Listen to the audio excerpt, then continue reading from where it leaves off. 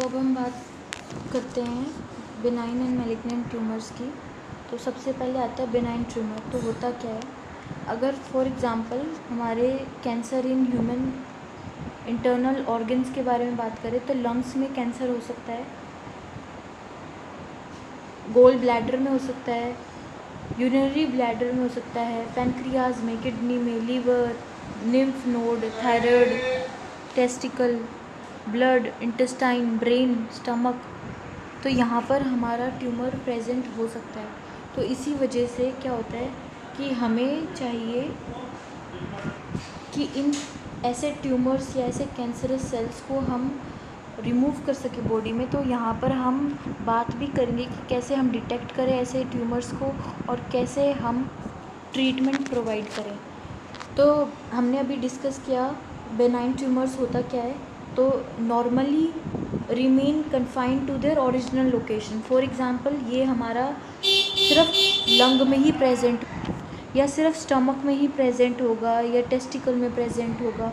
तो सिर्फ एक ही लोकेशन पे अगर प्रेजेंट है, अगर वो दूसरे ऑर्गन्स तक नहीं पहुंचा तो हम बोलेंगे बेनाइन ट्यूमर। फॉर एग्ज़ाम्पल हमारे स्टमक में था ट्यूमर, जिसकी वजह से यहाँ पर कैंसरस सेल्स का प्लोरिफ्रेशन हुआ और यहाँ पर मास ऑफ सेल्स हमें देखने को मिले स्टमक में। बट क्या हुआ, ये था मैलिग्नेंट ट्यूमर। इसमें क्या हुआ, स्टमक से जो कैंसरस सेल्स थे वो ब्लड के थ्रू डिफरेंट ऑर्गन्स में पहुँच जाएंगे।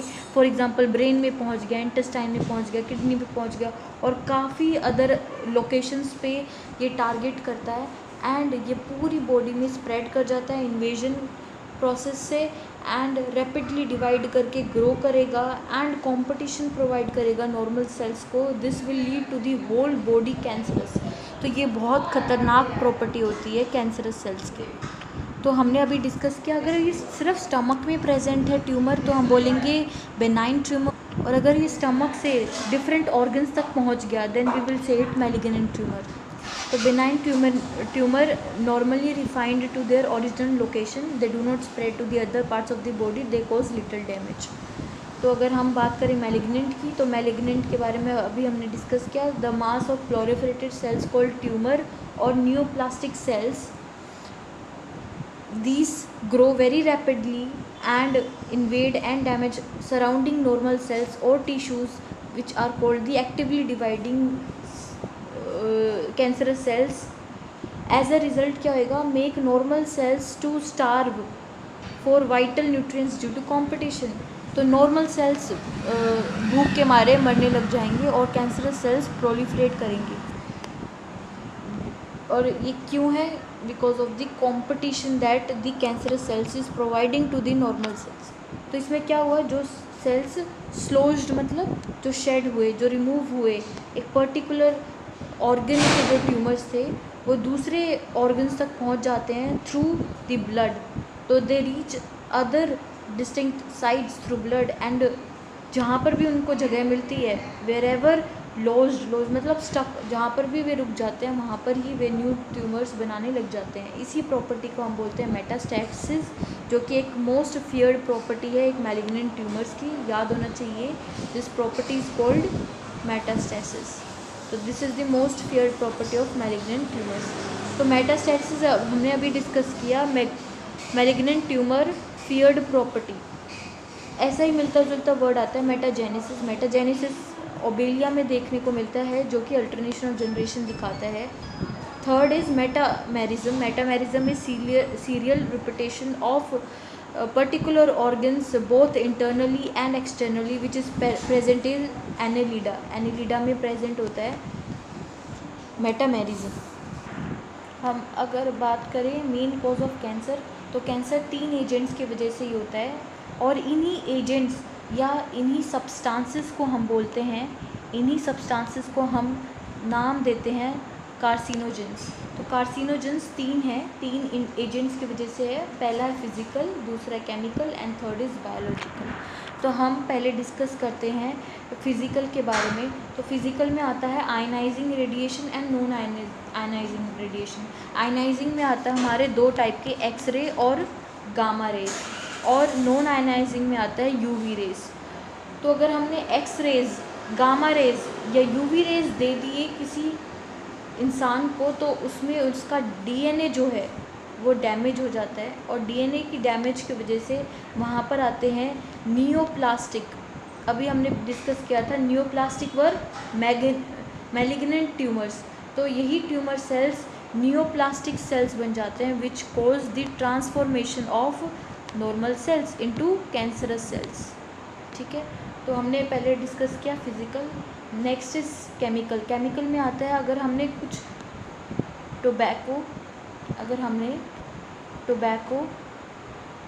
टोबैको स्मोक इनहेल किया, तो अगर हमने टोबैको लिया उसी की वजह से हमारा आता है लंग कैंसर, तो इसकी वजह से क्या हो जाता है, लंग की कैंसर हो जाती है, तो ये आ जाएगा केमिकल में। तो टोबैको में निकोटिन प्रेजेंट होता है जो कि केमिकल है, और इसी केमिकल की वजह से जो ह्यूमन है उसमें लंग कैंसर होने की चांसेस बढ़ जाते हैं। फिर सेकंड है थर्ड है बायोलॉजिकल में आता है कैंसर कोजिंग वायरसेस।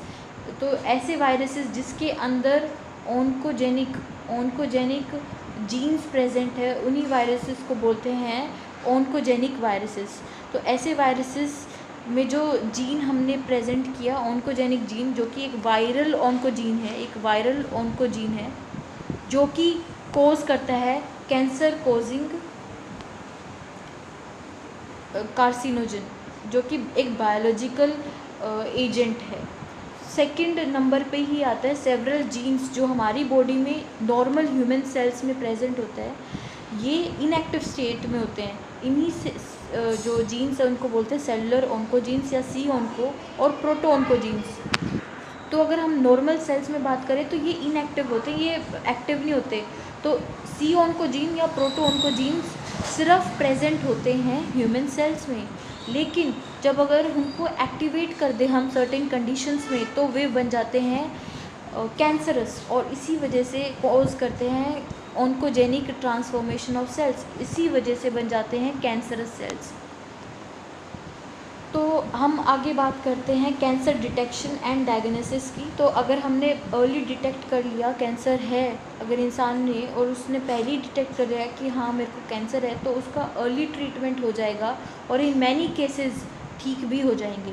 लेकिन अगर लेट डिटेक्ट किया तो चांसेस बढ़ जाते हैं कि रिकवरी होने के चांसेस कम हो जाते हैं। तो जो कैंसर डिटेक्शन है वो बेस्ड होता है 4 टाइप्स पे। पहला है बायोप्सी, फिर है हिस्टोपैथोलॉजिकल स्टडीज़, थर्ड है bone marrow test and antibodies against cancer specific antigens. तो हम 4 के बारे में बात करेंगे। उसके बाद में रहता है ट्रीटमेंट। तो देखो बायोप्सी और हिस्टोपैथोलॉजिकल जो स्टडीज़ हैं वो हम मेनली टिश्यू और ब्लड के लिए ही करते हैं। तो जब भी हमें टिश्यू की स्टडी करनी है या ब्लड की स्टडी करनी है तो ये 2 का रोल आएगा। बोन मैरो टेस्ट आता है जब अगर हमारा सेल काउंट बढ़ गया, जैसे वाइट ब्लड सेल काउंट बढ़ गया, तो इंक्रीज सेल काउंट जब हमें देखने को मिले, इसमें देखने को मिलता है ल्यूकीमिया की पेशेंट्स में, जिसमें ल्यूकीमिया है। ल्यूकीमिया क्या होता है अब हम आगे डिस्कस करेंगे। तो उनमें क्या होता है, उनमें सेल काउंट का नंबर बढ़ जाता है जिसकी वजह से वे बन जाते हैं कैंसरस। तो पहले हम ये बात करेंगे। और फोर्थ है antibodies against cancer specific antigens. जो भी एंटीजेंस है उसके एंटीबॉडीज़ अगर प्रेजेंट है तो हम डिटेक्ट कर लेंगे कि हाँ उसमें कैंसरस सेल्स प्रेजेंट है, फिर हम उसकी डायग्नोसिस पे जाएंगे। तो ये हमने डिस्कस किया। सबसे पहले हम बात करते हैं ल्यूकीमिया की। तो ल्यूकीमिया क्या होता है, एक बोन मैरो, पहले डायग्राम दिखाते हैं। तो ये है ल्यूकीमिया, LEUKEMIA।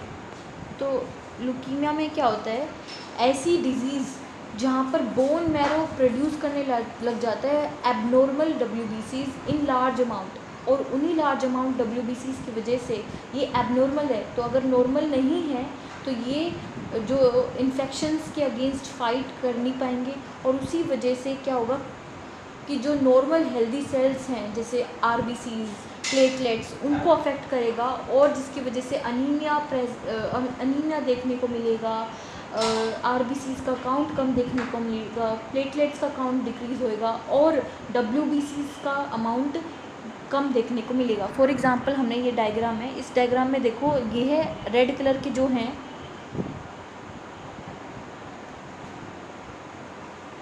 जो हमें रेड कलर के सेल्स देखने को मिल रहे हैं दैट इज़ WBCs, और ये जो वाइट कलर के हैं दिस इज़ WBCs।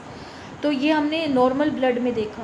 अगर हमें लुकीमिया अगर पेशेंट में है तो उसमें आ जाते हैं एबनॉर्मल। एबनॉर्मल मतलब जो नॉर्मल नहीं है,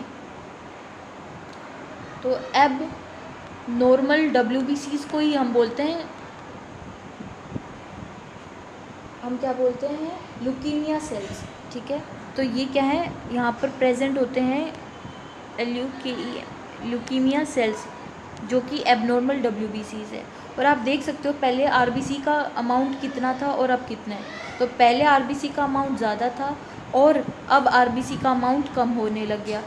पहले WBCs का अमाउंट ज़्यादा था, अब WBCs का अमाउंट कम हो गया। तो यहाँ पर सेल काउंट का अमाउंट अगर हमें कम मिल रहा है दैट मीन्स उस पेशेंट्स को ल्यूकीमिया है। लेकिन इसमें क्या होता है, इसमें सेल काउंट का नंबर क्यों बढ़ रहा है? सेल काउंट का नंबर इसलिए बढ़ रहा है क्योंकि यहाँ पर आ जाते हैं एबनॉर्मल WBCs। तो इन्हीं एबनॉर्मल WBCs जो आप बिग वाइट सेल्स देखने को मिल रहे हैं, ये एबनॉर्मल WBCs है, इनका अमाउंट बढ़ जाता है। तो increase amount of these cells give indications of leukaemia.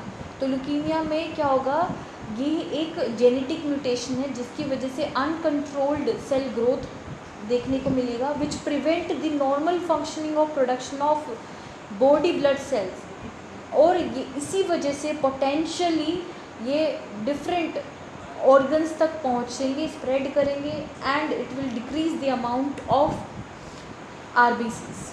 तो इट लीड टू फटीक क्यों? क्योंकि RBC का अमाउंट कम हो गया तो जाहिर सी बात है एनीमिया होगा और हमें फटीक, वीकनेस देखने को मिलेगा और इन्फेक्शंस ज़्यादा होने लगे क्योंकि हमारे WBCs कम हो गए, जो हमारे नॉर्मल WBCs थे वे कम हो गए। तो इसका मतलब है कि हमारी जो इन्फेक्शंस हैं हम ज़्यादा इनकाउंटर करेंगे और ब्लीडिंग भी होने लग जाएगी क्योंकि प्लेटलेट्स का भी अमाउंट कम हो गया तो ब्लीडिंग भी देखने को मिलेगी। तो increase cell count occurs because bone marrow produces large number of abnormal WBCs जो कि हम ल्यूकीमिया सेल्स बोलते हैं which do not function properly. Next आता है बायोप्सी। बायोप्सी क्या होता है? बायोप्सी में क्या करते हैं, जो भी टिश्यू जो सस्पेक्टेड था जिसमें हमें लग रहा है कि इसमें कैंसरस सेल्स प्रेजेंट हो सकते हैं, उन सस्पेक्टेड टिश्यू से हम थिन सेक्शन कट करेंगे और उसको स्टेन करेंगे, डाई से स्टेन कर देंगे और फिर उसको हम माइक्रोस्कोप के अंदर फिर सेल को देखेंगे। फिर अगर हम माइक्रोस्कोप में देखें तो इस स्टडी को बोलते हैं हिस्टोपैथोलॉजिकल स्टडीज़।